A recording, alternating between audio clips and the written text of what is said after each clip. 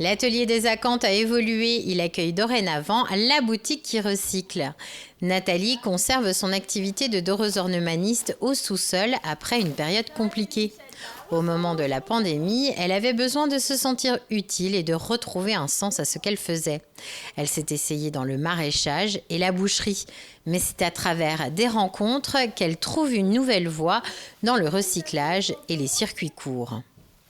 Alors, la boutique qui recycle, c'est d'abord une histoire de rencontre, en fait. C'est 3 nanas qui se sont rencontrées à Markolsheim, d'abord en faisant de la danse, ensuite en faisant des boutiques seconde main. On s'est rencontrés, on s'est découverts. Et puis avec toute la période qu'on a traversée, les différents projets de chacune, les désillusions des unes, voilà, on a décidé de se retrouver, de monter un petit collectif et de faire des choses ensemble, puisque c'était quand même quelque chose qui nous semblait aller aussi dans l'évidence par rapport à la situation qui a quand même beaucoup chamboulé tout le monde. Et travailler ensemble, retrouver du sens, travailler dans du collectif, du solidaire, des nouvelles énergies, voilà, qu'il se passe des choses. Voilà. Mon activité de dorure, elle peut aussi rentrer dans ce cadre du recyclage, puisque moi je fais beaucoup de restauration.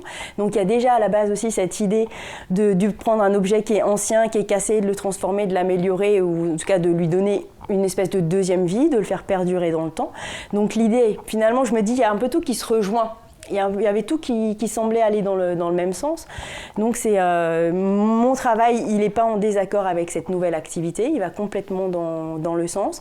Donc je conserve l'activité de restauration et après je vais associer une présentation de mobilier ou de cadres transformés, voilà, peints différemment, décorés. Pascale a créé la garde-robe d'Émérance. Elle tenait une boutique éphémère dans un local vacant de la rue principale de Markolsheim.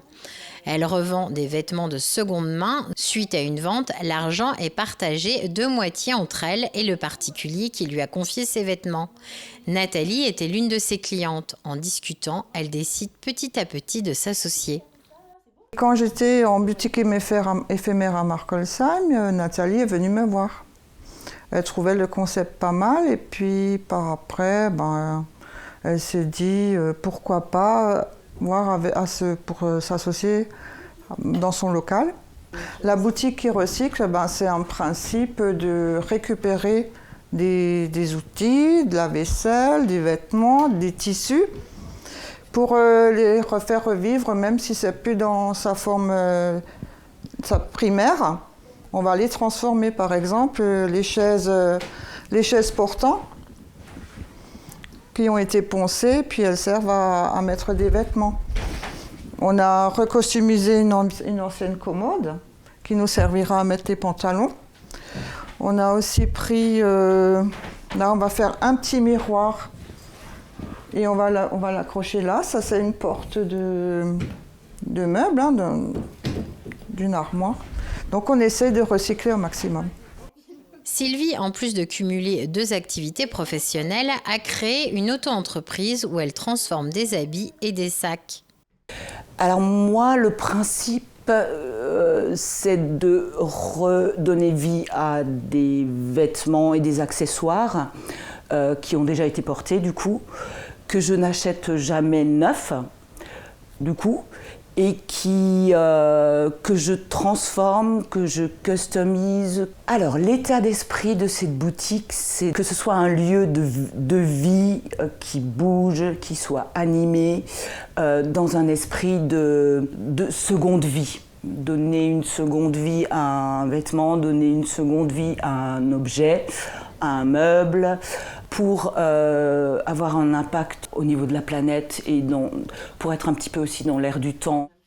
Elles veulent que leur boutique soit aussi un lieu de rencontre et de passage.